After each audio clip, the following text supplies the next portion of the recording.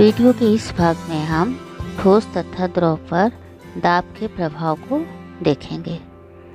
जितने भी ठोस पदार्थ हैं उन सभी पर हवा का दाब होता ही है।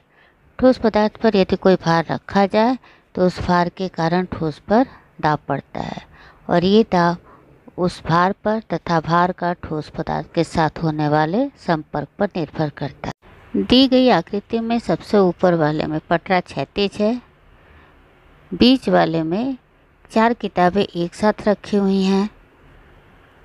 पुस्तकों के भार के कारण निर्मित दाब से पटरा थोड़ा सा झुक जाता है।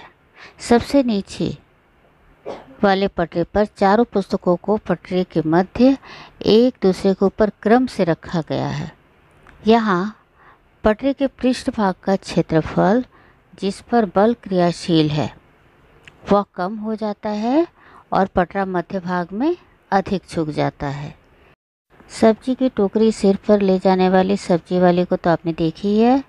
वो अपने सिर पर टोकरी के नीचे कपड़े का चुंबर रखती है। सिर पर टोकरी के नीचे कपड़े की चुंबर रखने से संपर्क क्षेत्रफल बढ़ जाता है और बल द्वारा निर्मित दाब कम हो जाता है और सब्जी की टोकरी ले जाना आसान हो जाता है।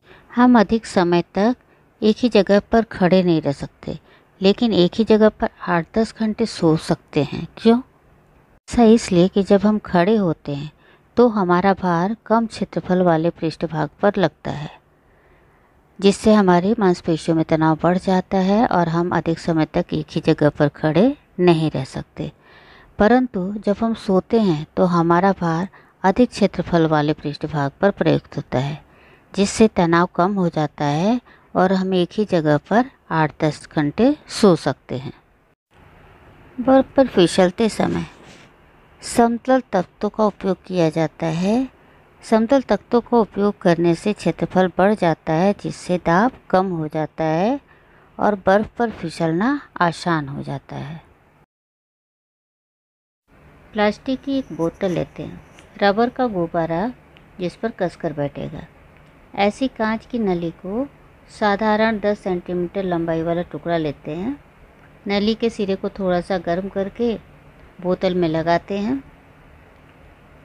पानी ना टपके इसलिए नली के बाजू में मोम गर्म करके लगा देते हैं। बोतल में थोड़ा थोड़ा पानी भरते हैं, जिससे गुब्बारा फूलता जाता है, अर्थात पानी का दाब बोतल की दीवार पर भी पड़ता है। एक और बोतल लेते हैं और उसमें प्रत्येक स्तर को गरम कील अथवा मोटी सुई की सहायता से छेद करते हैं।